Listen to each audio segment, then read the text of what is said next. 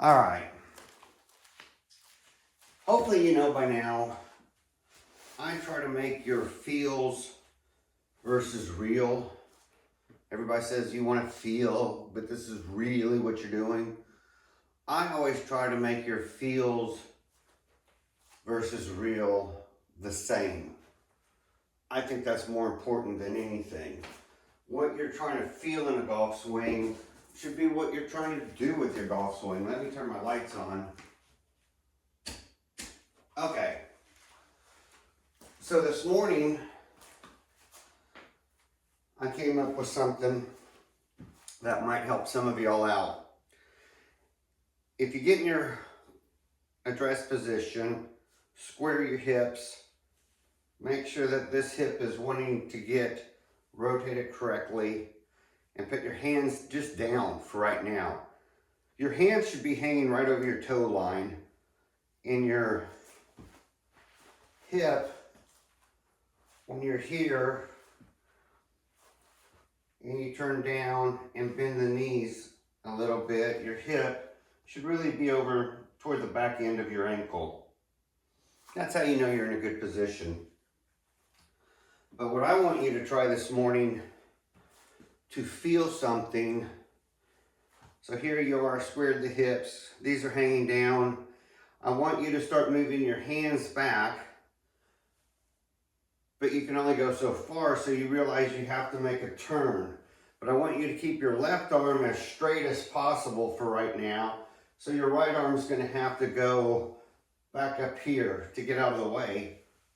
I mean, I guess you could try to do it this way. That'd be really uncomfortable. So if you want to just feel a swing, feel that. Now see how my right arm is coming back in and across? I don't want you to do that. And I don't want you to sway. Remember, you're supposed to be turning with the hips, not swaying toward the back. Now I want you to go the other way.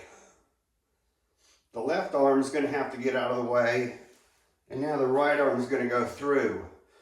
So I want you to balance yourself just on your left side and get this rotation. Left arm straight, right arm straight. You're going to feel like you're really at an angle up here coming through. And on this side, because you've been staying on the left, you're going to feel like you have to extend to stay balanced. So left, right, left, right. So see on that left, right, my right goes way big and up, my left comes way forward. Big and up, forward, big and up, forward. And I'm letting my arms get out of the way, but keeping my other arm straight toward the target. Why are we doing this? So when you look at a golf swing, and now you should feel taller. When you stop, your back should not hurt. You were rotating your back really freely, and you should almost feel taller. Maybe slightly out of breath, depends on how hard you're shaking yourself or swinging. But you shouldn't feel any pain in the lower part of your back. It should be very smooth. So if we look at a golf swing and we're at our address and we square our hips and we check to make sure that we're going to get our rotation correct, it's almost the same thing. The only difference is this is going to go back, but the shoulders turn it up. And so that's what gets you up to here. But you're trying to keep your weight left. You don't want to sway. You don't want to do this. So to keep that weight left, what are you having to do? You have to take that knee and drive it straight forward toward the ground. That's what keeps you balanced, because you got all this back here. So you almost feel like you're backing your back already into the target. So if we were doing the exercise, when you were here, get everything set, and you were coming up here, that should be just about the same look. But now your hands are connected together.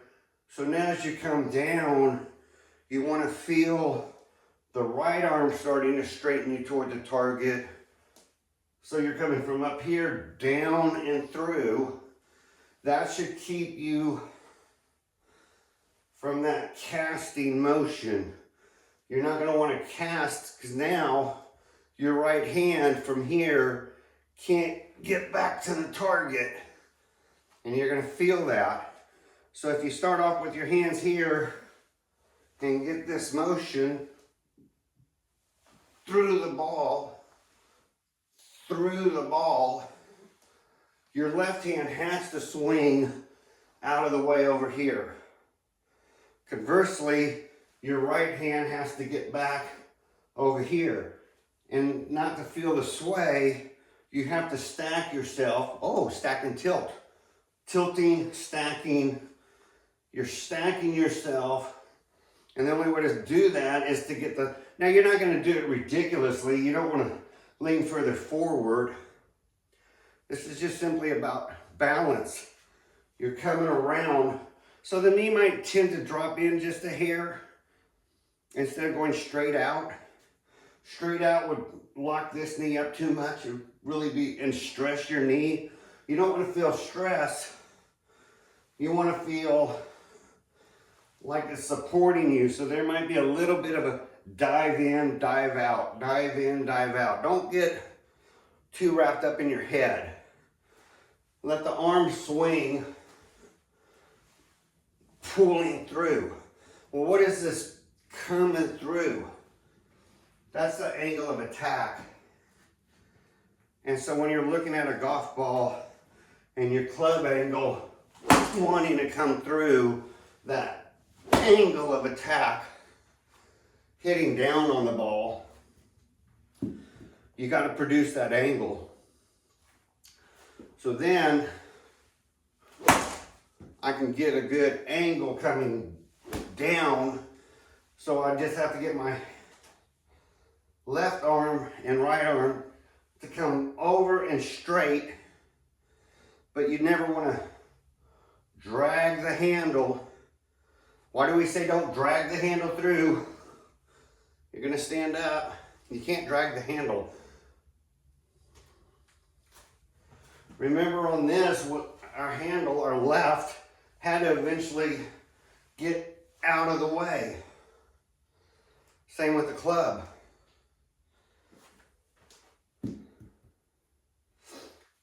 So when you're coming through, you're going to get the handle not this way, no chicken arming. That's a bad thing because you quit rotating. And so you stacked up, drag the handle. So the left comes up and around. It's going to come, if you're doing your shoulder rotation, it's going to come up. And as it comes up, the club head goes down, and then it has to come around, and that's after your release, and that's how you get your release.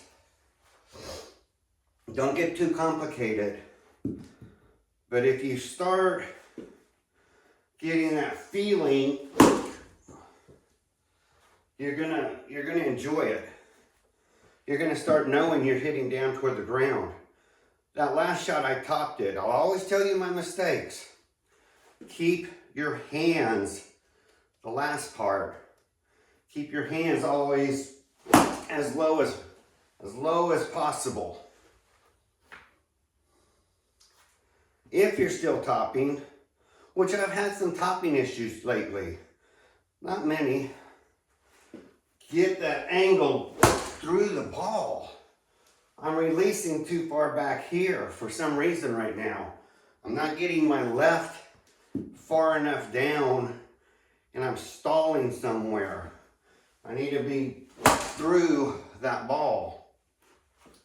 something in here, something's not quite right, because I know this.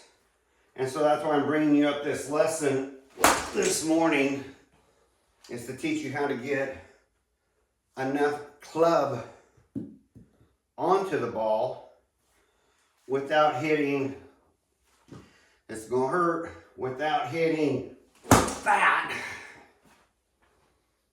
That means you didn't keep moving your hip rotation and you stalled and came into the ground. So if I stall my hips, I'm gonna have to bend because my body doesn't want to hit the ground behind the ball. If you want to hit clean and through the ball, you get stacked up on the left coming through and get that turn. Then all of a sudden, you're hitting in front of the ball.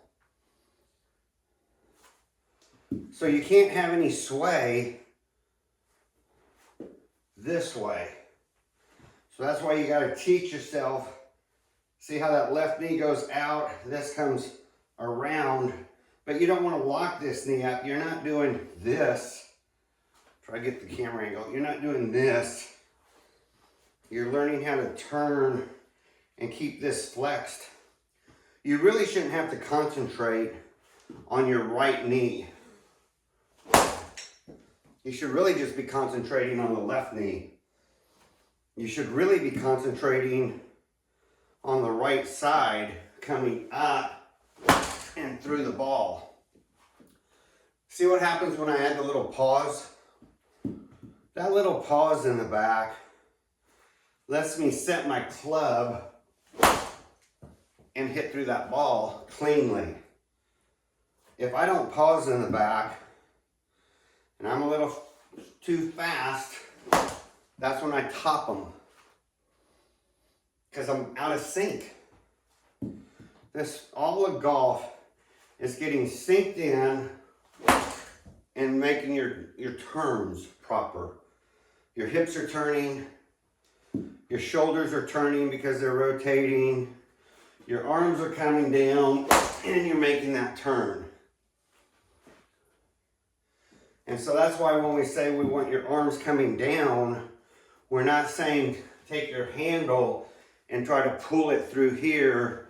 Your arms are coming down, and as you're rotating, they get about here somewhere, and you're turning, and that's what creates your release. Now, for those who don't like to get way deep, even if y'all do this and keep your arm fairly straight, you don't want to keep it absolutely parallel to the target line, but you can come up, get at least 20 degrees from target line, your hand, in other words, your left arm in about 20 degrees. Y'all can then lift up and hit a great shot. You don't have to get deep. There might be times I'm a little shallow because I might be getting too deep. But see how nice that shot was? I still think I start topping the ball when I don't get deep enough. I can never get deep enough. That's just my swing. If I kind of come up here haphazardly, I top the ball. That ball hit all the other balls, now they're all over my room. But if I get that feel, it's almost like, say this was a ball and this was a chain. So there is no stiff shaft. It's just a ball and chain. If you were going to start swinging that ball and chain around, you would have to counterbalance it to get it around and get that ball and chain going. So the guys who throw the ball and chain, you always see them, yeah, I don't want to swing into my wall. So I got to lift this a little bit. I'll shorten it. So you can see what they're trying to do. They're coming around with the ball and chain, and those guys squat and lean back, and that ball's going forward, centrifugal force. what do you think your golf swing's doing? When you're coming down, you're slightly backing up as you're straightening that leg and opening that chest, because that club would throw you forward if you didn't have that slight lean back. You got to stay balanced. Now you're thinking, Randall, okay, I can follow along with that. And you are hitting a clean ball. What about little shots with wedges? You're just not leaning as much to counterbalance the wedge, but you can still keep that knee going down a little bit and still hitting a nice wedge. So what creates for shaft lean? Nothing. Because we're always going to think of it as moving our low point. So if you want to move your low point, when you come back here, that's when, instead of the knee going this way, that's why you learn to drop your back here a little bit, almost like a counterbalance. I'm throwing this out and I'm leaning into it. But if I keep the lean at this point and hit from there, I've really moved my low point forward. So when we're talking about balance in the golf swing, you do these little counterbalance moves, but you always want, if you want to feel a pure, smooth golf swing, you always want full rotation, full rotation. And you line those two things up depending on your shot. One might be a little bit 60-40. I'll tell you again, the hips drive the ball. That's your distance. The rotating of the shoulders, this rotation, so where you're at an angle, this rotation, not only can change your loft, that's what creates your whip. So if I take a 5-iron and I want to get this club whippy, so let's put this out where my 5-iron should be. I don't know. That looks right. If I want that whip to come around to hit the ball, and then I'm holding my lag and not swinging for the fences and losing it out here, but if I'm holding it properly, now I can let the club head do the work. So now it's just, if you can get to this part, then it's just lining up your body to hit straight. So once you get that whip,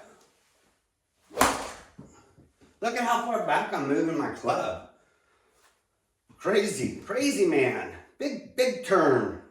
You want to feel like you're throwing this out this way and getting it around, and then when you're coming in, you want to feel that lean, and that's moving that forward, so your angle of attack is going to hit that ball, but you're going to hit ball first, ground second. And then yes, you're going to have to feel, reel and feel, when you're coming through, you extend that right side as long as you can hold it toward the target. That's how you stay straight. But eventually, I've always said, you don't want a chicken wing. You're going to run out of real estate. Here comes your airplane. He's landing on a touch and go. Eventually, you're going to have to turn because you're running out of real estate, or you're going to step through that old step through drill so that you stay toward the target. Once you get your body understanding that, think about this. If you could start getting your legs and your hips to start all of this and do all of this automatically for you, then all you would ever have to worry about is that. Just the whip. And you wouldn't have to worry about your legs ever again. But you have to start off by training your legs, squaring the hip. Can it get around? Do I feel like I'm staying pretty well on my left side? When I come back here, is it my dance partner? My dance partner is staying in front of me so that when I'm dancing, I'm not pinned in the back, having to do some weird thing to save myself. I'm not dipping my partner. We're dancing, so we're coming up and dancing together. That was a little thin. Let's lower the knee a little bit more angle of attack. That's really man, that's taking ground. You want to dig a swimming pool, try that. Throw those hands down and slow your turn, and you can take some ground. The whole point of this video is I try to add things to help you visually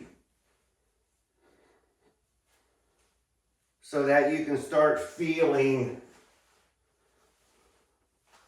what you're trying to do in the golf swing. You're pulling on a rope, but not by the handle. You're dropping your hands down by the shoulder rotation. And if you can keep from the target line parallel to target on this side, whether steep or back, if you can keep back here, you have something to what I call come around the corner, and you need something to come around the corner so that when your hands are here, you have something to release. Again, if you feel like your hands are out here and you're trying to body turn somehow and karate chop behind the ball, which you're not going to do with a 5-iron, but that little wedge of yours, it's notorious, I tell you. That little wedge of yours loves to hang out and hit. And I don't mind that really with the wedge. If you don't want to be all here and make that turn to hit your wedge, and you would prefer to maybe do a little karate, chopping, and using more body to stay straight, you're going to have to tell yourself every now and then, if I like the karate chop, I'm going to hit fat because I'm not going to continue moving and my arms are going to come straight down and have nowhere to go. So that's part of the karate. See, that's a heavy hit, but you can hit a ball fat or thin with any swing. But if you don't get the shoulders and the hips still rotating in kind of forward motion, you're going to have a problem doing the karate chop. You tend to want to swing the club head weight over. If you come more from the inside, you have more of a tendency, especially if you get your hands in front of you, to allow that club to flow through because you're turning your rotation correctly. For those who want to do the karate chop to the back of the ball on their wedges though, and they can hit thin, they can hit fat, but if you do that, say you stay down, you're principled, you got your core centered, you're coming up, you're karate chopping the back of the ball, but you know you do that with your wedges. But then you go get that 7-iron. Next hole is a par 3. So now you're on the par 3, and you go back and continue that karate chopping and start getting other clubs in your hands. Bad things happen. So if we can learn to do things right, set up, squaring hips, feeling that turn coming through, getting that angle of attack. Now you're probably thinking to yourself, well, Randall, I thought you said if I'm here and I get my left shoulder over my right ankle, then I want to get my right ankle over my left shoulder. But if I do this, my left shoulder stays over over my ankle. Like it doesn't have a chance to get back and through. That's stack and tilt. That's not messing with how much do I need to rotate this way to get through the ball this way. Left shoulder, right shoulder. That would go back more to the turn everything, where you got more of a stock neutral swing and you want to turn everything, left shoulder, right shoulder, just to be making sure you hit down on the ball. And again, turn everything, the simple golf swing would keep you hitting lower and through the ball. And that ball's taking off. As long as you're swinging freely, rotating those shoulders, you can pretty well do anything you want. But you have to feel this. And the longer you hold this down here and get that wish further forward, the better your chances of hitting in front of the ball. But for y'all right now who need to, and I don't mind this, man, feel like you're coming up, the knee goes down, and don't feel like you have to worry about when the knee comes back up again. Trust me, you get whippy and start that swing, your body's gonna know, I better get that knee out of the way so that my hips can keep turning. And then again, I'll tell you, there's people who pop that knee and they stand up because they've been working on this drill for so long that they're trying to get that whip and ultimate power. They're trying, when that club's coming down and they're about to hit that ground, they know they have to straighten that knee and they're trying to whip it as much as possible. I'm not asking y'all to do that. But what I am going to say today, in closing, this is probably my last video on compression. There are so many good YouTube channels, Adam Porzak, Eric Cagonia, AGM, Athletic Golf Motion, even though I disagree with them on some stuff. Stewart's out there. He's got a great channel. There's just a lot of good golf channels that can probably get you further along with hitting through a ball and compressing it. My channel was really to get people started on a turn everything, simple golf swing. So I don't mind going through all this compressing the ball and everything just to get your wet behind the ears. Wow, there's a visual for you. Just to get you wet behind the ears. But I'm not going to go too far with it, because then that rabbit hole gets pretty deep. And the next thing you know, you're going to have a DeWiz watch, and you're going to have a Garmin R10 over here, and you're going to have a swing caddy sitting next to it, and then you're going to want a foresight over here, and then you're going to want a projector screen, and then all of a sudden you're working on this swing, and you're going to have all these training aids, and I'm just not going to go that route.